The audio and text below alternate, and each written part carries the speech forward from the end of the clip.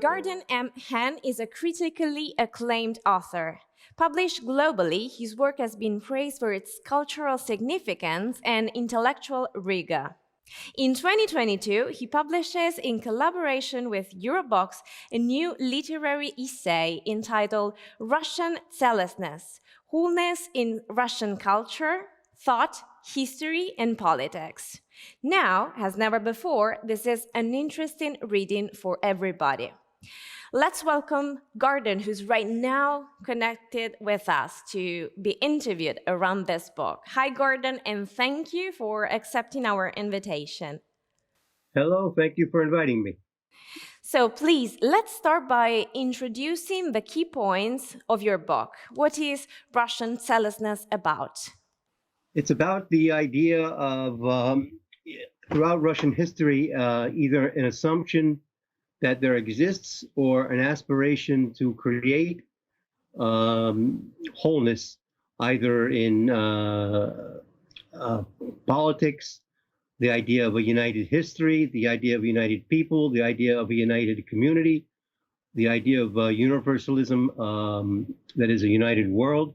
And it has its roots really in early Russian Christianity, Russian Orthodoxy, which aspired to the idea that, not unusual for Christianity in general, the idea that God and man are connected, that the earth and the heavenly kingdom are connected, that at the end of time, when Christ returns the second coming, the heavenly kingdom will descend to earth, God, man will unite, man already being united in Christian faith.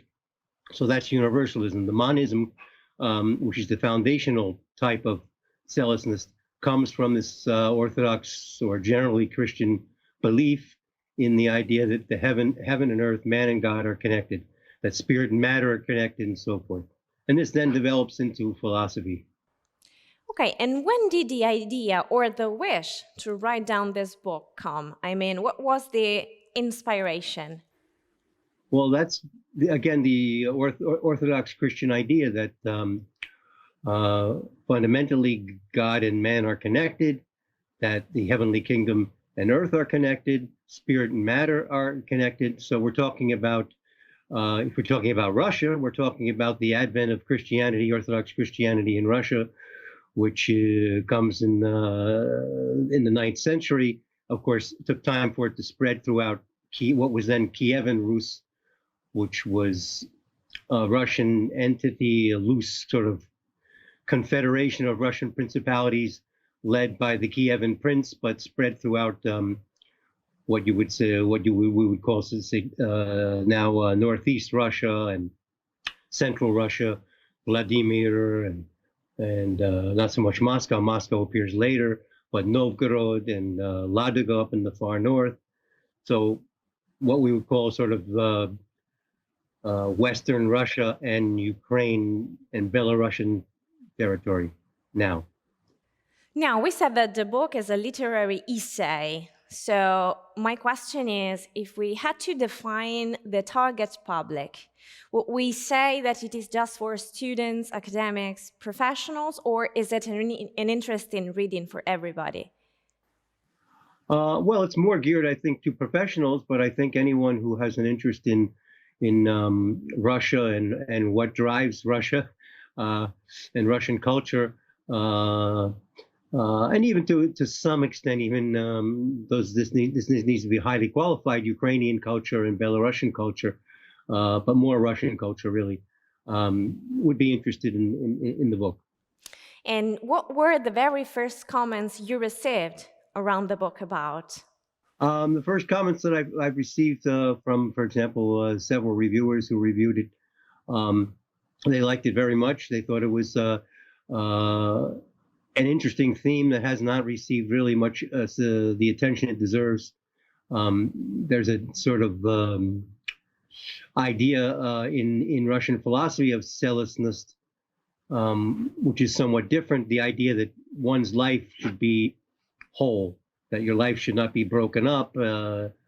Having maybe some family members in some place and other family members in another place, divisions between work and family and this sort of thing, that you should have an integral life. But what I'm writing about is something different, though it's somewhat connected to some of the four types of zealousness, mostly communalism, the idea that a community should be united, your local community, which has its roots in the old Russian village, so-called old община, which had collective ownership of land, and there were small communities, and groups of families knew each other and worked together, and so forth and so on. So it's somewhat related to that sort of zealousness, one of the four that I discuss in the book.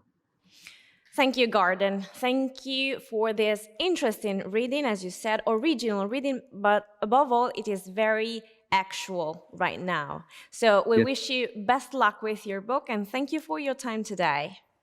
Thank you very much. In this pioneering work, Dr. Hahn profoundly analyzes the ambition to wholeness through presentations expressing zealousness across nearly 10 centuries of Russian history in theology, philosophy, literature, the arts, science, historiography, and political, social, and economic sciences, doctrines, and structures. Russian Zealousness by Gordon M. Hahn is now available in bookstores and digital platforms. It's a publication by Eurobooks.